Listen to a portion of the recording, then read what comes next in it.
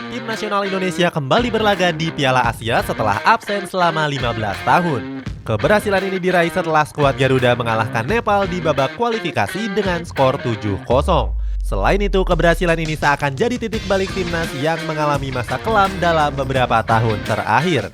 Cetak Gol coba merangkumnya sebagai berikut.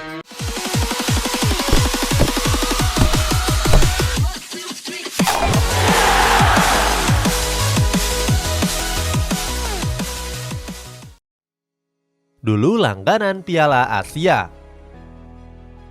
Piala Asia sudah digelar sejak tahun 1956 yang lalu.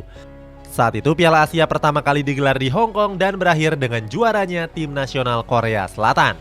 Walaupun sudah digelar sejak tahun 1956, Indonesia baru bisa ikut pada tahun 1996. Saat itu skuad Garuda masih diperkuat oleh pemain-pemain seperti Roni Wabia dan Widodo Cahyono Putro. Sayangnya mereka tersingkir di babak grup setelah meraih 1 poin saja. Walaupun begitu, penampilan mereka patut diapresiasi karena bisa menahan Kuwait dan mencetak 2 gol ke gawang Korea Selatan. Indonesia juga kembali lolos di Piala Asia tahun 2000. Tergabung dalam grup B bersama China, Kuwait, dan Korea Selatan membuat mereka nggak bisa berbicara banyak. Berikutnya, Indonesia juga kembali lolos untuk ketiga kalinya lewat babak kualifikasi dan berlaga di Piala Asia tahun 2004. Di Piala Asia kali ini mereka tampil sedikit lebih baik dari edisi-edisi yang sebelumnya. Diperkuat oleh Budi Sudarsono, Ponario Astaman, sampai Eli Aiboy, skuad Garuda berhasil mengalahkan Qatar. Sayangnya di 2 laga lainnya mereka ditekuk oleh Cina dan Bahrain. Terakhir Indonesia mentas di Piala Asia tahun 2007. Saat itu mereka langsung lolos tanpa kualifikasi karena ditunjuk sebagai tuan rumah bersama Malaysia, Thailand, dan juga Vietnam. Di Piala Asia ini, Indonesia berhasil mengungguli tim kuat lainnya yakni Bahrain. Hasilnya, Indonesia mendapatkan 3 poin. Saat itu, gol dicetak oleh Budi Sudarsono dan juga Bambang Pamungkas. Akan tetapi, keringat Bambang Pamungkas harus terhenti setelah kalah melawan Arab Saudi dan juga Korea Selatan.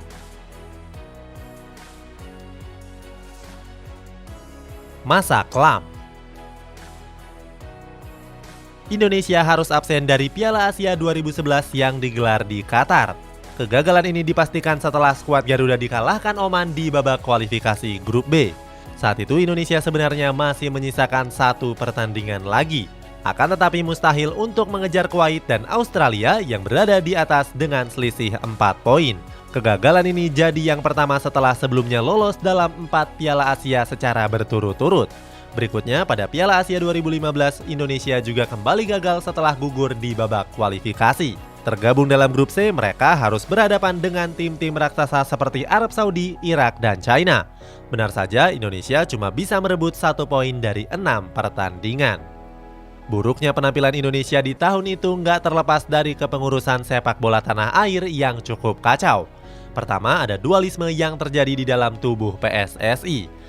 Setelah itu ada perpisahan ISL dan IPL yang saling klaim sebagai kompetisi resmi di Indonesia. Perpecahan tersebut membawa dampak negatif termasuk pada kompetisi skuad Garuda.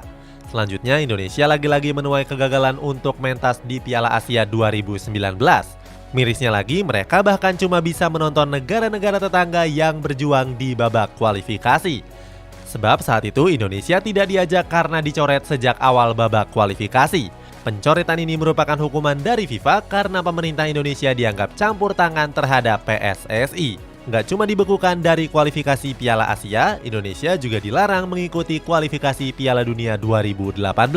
Beruntung 1 tahun berikutnya Indonesia bisa terbebas dari sanksi tersebut. Setelahnya Indonesia terus berbenah, mendatangkan pelatih top yang pernah membawa timnas Spanyol junior juara Piala Euro, membuat filosofi sepak bola Indonesia atau Vilanesia, serta menghidupkan kompetisi untuk berbagai kategori usia. Dari sana, timnas Indonesia mulai menunjukkan perkembangannya.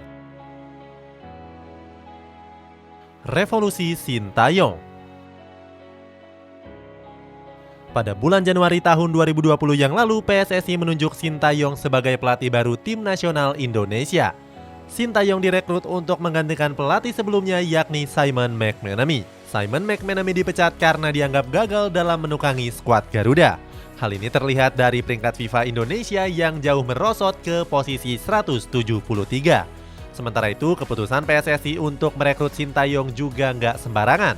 Sebelumnya, pelatih asal Korea Selatan ini mencatatkan sejumlah pencapaian yang mengesankan, termasuk membawa Seongnam FC menjuarai Liga Champions Asia 2010 dan membawa tim nasional Korea Selatan menyingkirkan Jerman di Piala Dunia 2018. Setelah menukangi tim nasional Indonesia, Sintayong pun langsung melakukan banyak perubahan. Di awal-awal kedatangannya, pelatih asal Korea Selatan ini belak-belakan dengan kondisi fisik tim nasional Indonesia yang menurutnya baru main sebentar sudah loyo. Dia memang punya standar yang tinggi supaya pemain timnas bisa berlari selama 90 menit. Siapapun pemain yang dianggapnya lembek, maka pasti akan dicoret. Sintayong tidak peduli apakah pemain tersebut berstatus bintang atau tidak. Salah satu yang paling mencolok lainnya adalah pengetatan kedisiplinan pemain, termasuk membatasi jam malam, membatasi penggunaan ponsel, sampai melarang makan makanan berminyak. Sintayong bahkan gak mentoleransi kepada pemain yang datang terlambat. Sudah gak terhitung lagi berapa pemain yang sudah dicoret Sintayong karena melakukan tindakan indisipliner. Walaupun terkesan sadis, tapi langkah Sintayong berhasil membuat para pemain lebih disiplin. Revolusi Sintayong lainnya terlihat pada penggunaan alat canggih dalam sesi latihan. Salah satunya adalah Smart Gate atau tripod yang bisa mengukur kecepatan dan kebugaran pemain. Terlepas dari itu, Sintayong dianggap sebagai pelatih yang begitu jeli dalam menentukan strategi tim. Gak heran kalau BBC pernah menjulukinya sebagai Mourinho dari Asia.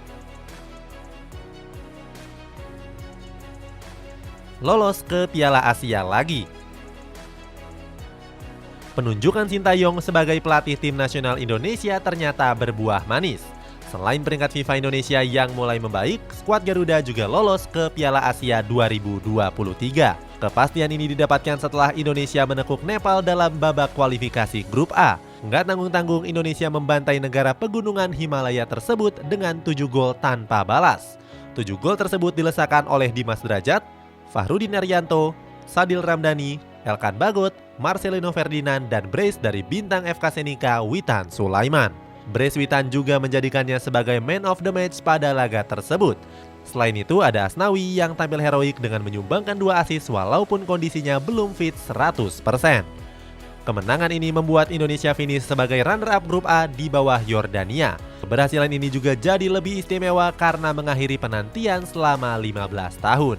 Setelah dipastikan lolos, para pemain Indonesia menggendong Sintayong dan melempar-lemparkannya ke atas udara. Selain itu, mereka juga bertepuk tangan dan melambai-lambaikan tangan ke tribun penonton.